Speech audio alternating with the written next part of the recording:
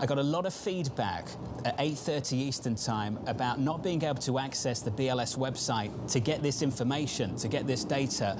I'm told that the message they got on the screen was you are blocked from the BLS website. What was going on at 8:30? What was the difficulty? I don't know what happened with the website. I will say that our jobs numbers today show that 199,000 jobs were added last month, that we have the lowest unemployment rate for the longest period of time since Diana Ross was at the top of the charts, and it reflects continued steady growth in our economy. I'm sorry to hear that you weren't able to get that, but I'm happy to talk about any of the data that's come out. Well, let's talk about it coming out next month, and the month after that, and the month after that. Can we revisit the lockup, Julie, and have a lockup and make sure this data gets out efficiently and effectively, given it's probably the most important data point on the planet? I completely agree on the importance of the data. We come out to talk about it every time because it demonstrates the health of the economy. It demonstrates, whether economic policies are working. And what we've seen is steadily, since President Biden came into office, 14.1 million jobs created, again, broad-based across numerous sectors, low unemployment rates, and real wages rising. So we are very happy to make sure that you are getting the information that you need to help us tell the story about the impact of Bidenomics across the country. You really don't want to talk about this, do you? No, I'm not trying to avoid it. I obviously believe that the data has to be available. But it's not. To all of you. And it wasn't. So how can we fix that for next month? I hear you on that.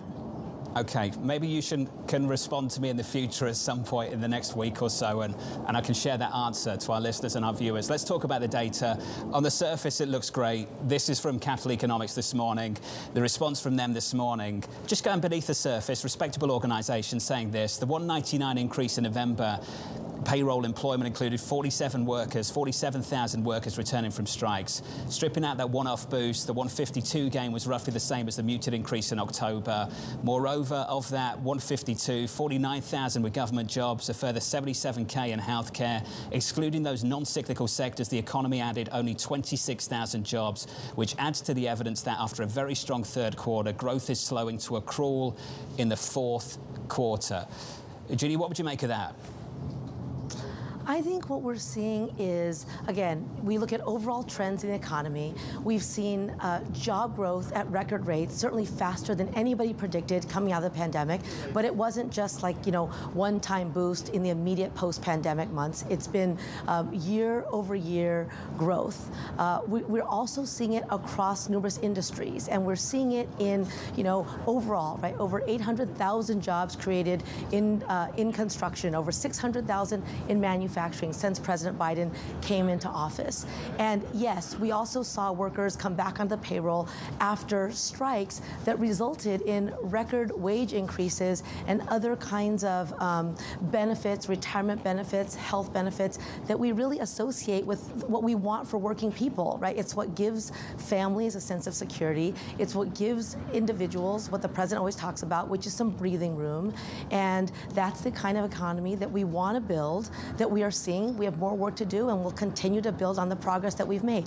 Many of the investments that the president has helped to make possible are showing up in communities. 40,000 some infrastructure projects across 4,500 communities all across the country, but we're just beginning with that. And so we'll continue to see more of that, and the jobs numbers are just another indicator of that growth and what its impact means. Why do you think this is not resonating with the electorate? I'll share some polls. CNN, more than 4 in 10 saying they're seriously concerned rising costs could push them out of their own communities. Bloomberg, together with Morning Consult, only 35% of voters in 7 swing states trust Biden on the economy. Where's that disconnect coming from? Right, so one thing President Biden does talk a lot about, to your point, is we want to make sure that there are jobs in communities so people can get jobs and build a family and join the middle class without leaving the place that they work, that they live. I was with him when we went to Belvedere, Illinois, where a plant that had been shuttered is now being reopened because of the agreement between the UAW and the Big Three. I do think some of this is still, we had global, pandemic and the economic wreckage that resulted immediately in the aftermath of that. Again, we've grown back from it, but the sense of insecurity, I think, remains, and that's legitimate.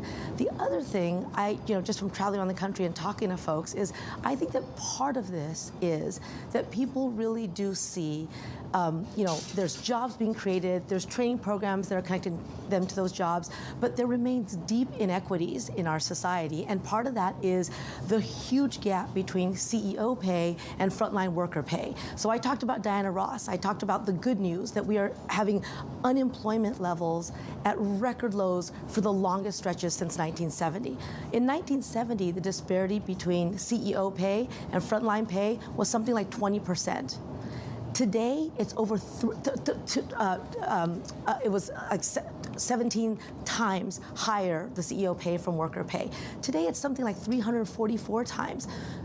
That doesn't feel fair to people. It doesn't feel good. And that's why President Biden talks about building an economy from the middle out and the bottom up, where working people and working families do well, not just the wealthy. Yeah, he's had a lot to say about corporate America as well. I'm going to share a tweet from the president with you, and I want your thoughts on it. I want you to translate it if you can, because I don't understand it. It says, "Let me be clear to any corporation that hasn't brought their prices back down, even as inflation has come down.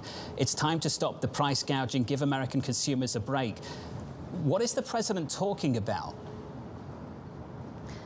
The president is saying that we have a job to do in this country, and we want working people and middle-class families and every community across the country to have the things that they need to live a decent life. We want safe roads and new bridges. We want clean drinking water to flow out of every faucet. Yeah, I get that. That's great. I want that too. But just this tweet specifically, inflation is slowing, but it's still positive, so prices are going up. But the president's saying inflation has come down. Why are corporations still price gouging?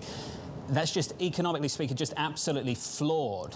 So Acting Labour Secretary, who writes these tweets, what's he talking about? I mean, he's saying that we're all in this together, and we will pursue economic policies that help to bring down prices and control inflation, but everyone's got a job to do on that. And we, when there are record profits by companies who are continuing to keep prices high, we'd like them to play their role in making sure that people can afford the basics they need in life.